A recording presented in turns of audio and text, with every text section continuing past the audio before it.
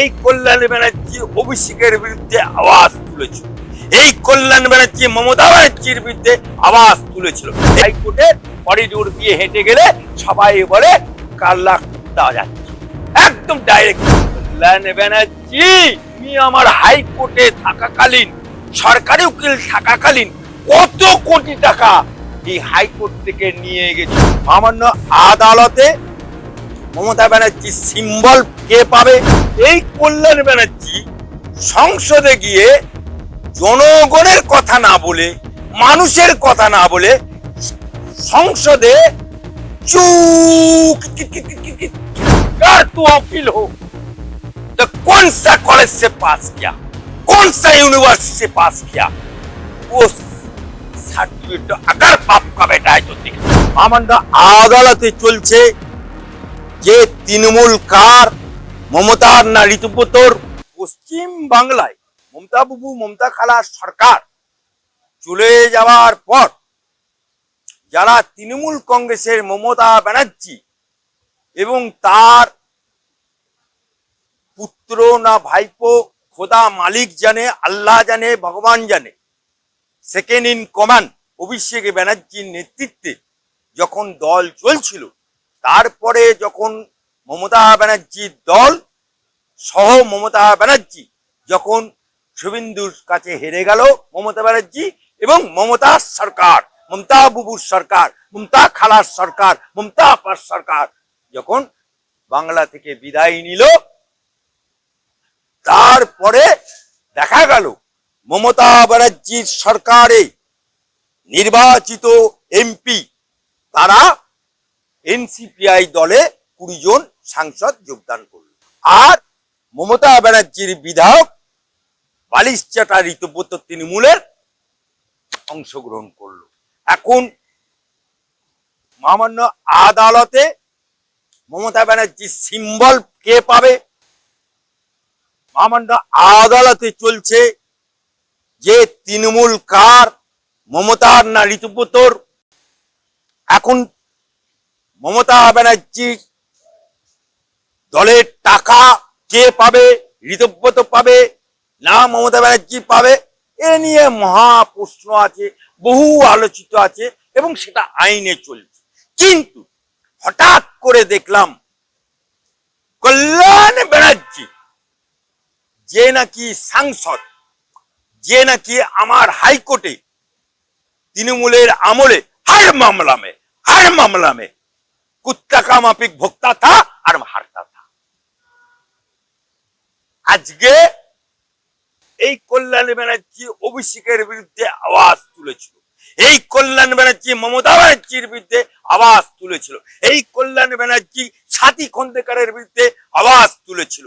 এই কল্যাণ ব্যানার্জি এমন কোন তৃণমূলের ব্যক্তি নেই যে তার বিরুদ্ধে আওয়াজ তুলেনি। অথচ আমার হাইকোর্টে করিডোর দিয়ে হেঁটে গেলে সবাই বলে কাল্লা কুত্তা যাচ্ছে, একদম ডাইরেক্ট বলে।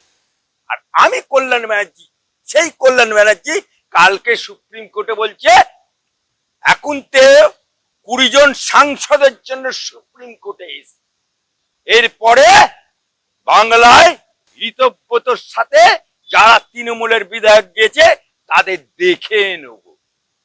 কল্যাণ ব্যানার্জি, তুমি আমার হাইকোর্টে থাকাকালীন, সরকারি উকিল থাকাকালীন কত কোটি টাকা এই হাইকোর্ট থেকে নিয়ে গেছো, বাংলার মানুষের টাকা নিয়ে গেছো, চাকরি চোরেদের বাঁচানোর জন্য টাকা লুটেছো। ইঞ্চিতে ইঞ্চিতে হিসাব আমরাও নেব। छोड़ेगा नहीं कल्याण ব্যানার্জি, जितना भोगना है भोग, जितना डरना है दौड़।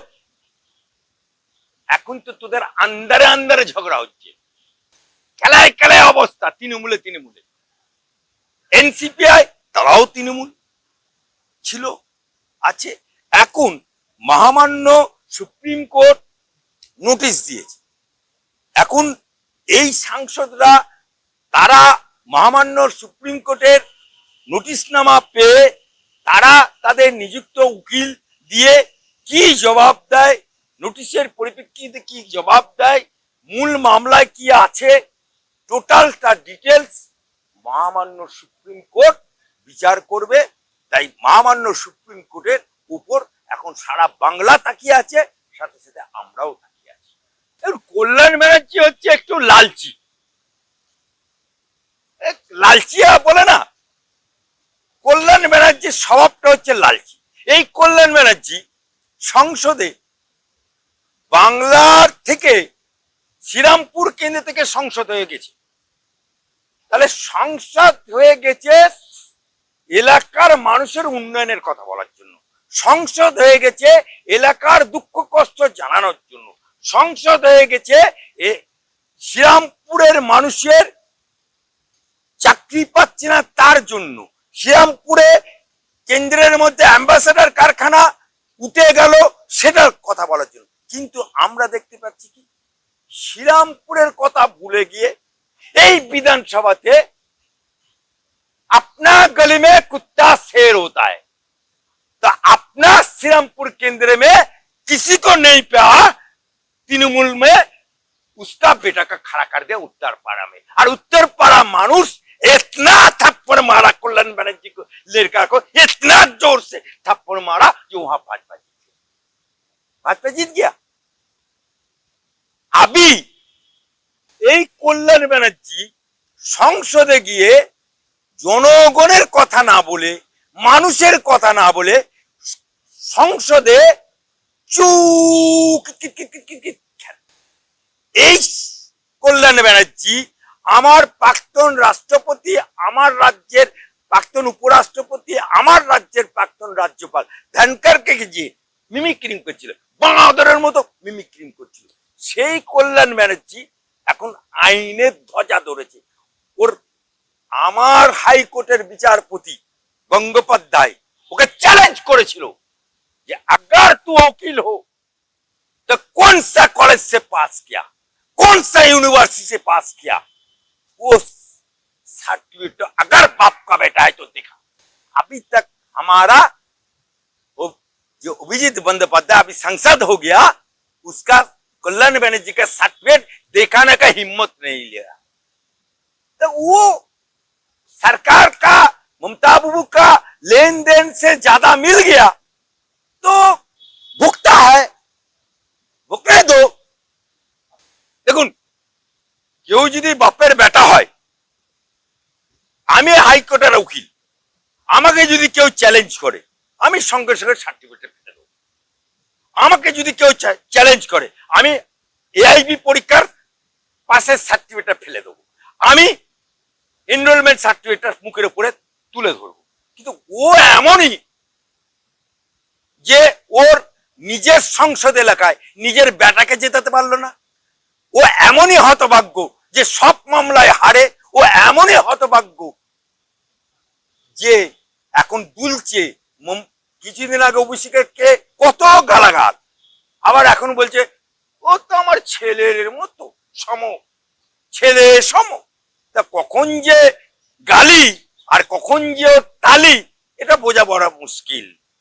এই কল্যাণ ব্যানার্জি আজকে উনি যে সুপ্রিম কোর্টে মমতা ব্যানার্জির হয়ে সওয়াল জবাব করতে হচ্ছে, এটা কিছুই না, এটা হচ্ছে দোলে রে দোলে কল্যাণ ব্যানার্জি দোলে। কোথায় দোলে? এখন মমতা বাবুর আঁচলে দুলছে।